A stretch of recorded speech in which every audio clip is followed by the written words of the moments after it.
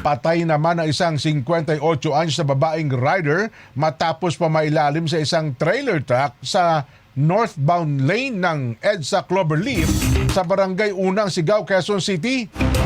Magkasabay na binabaybay ng trailer truck ang motorsiklo at ng motorsiklo ang naturang lugar nang mangyari na po ang insidente. Sa investigasyon ng Quezon City Police District Traffic Sector 1, galing umano sa trabaho sa Quezon City ang biktima at pauwi na po sana ng Valenzuela nang sumingit ito. Takin mo na. Sumingit ito sa harapan mismo ng trailer truck. Blind spot yan eh. Hindi mo napansin ng driver ng truck na nagmula naman sa Port Area, Maynila at papunta sana ng Malabon upang igarahe po yung sasakyan. Naramdaman na lamang daw po ng truck driver na may parabagang kumalabog sa ilalim ng kanyang minamanehong truck upang siya ay huminto.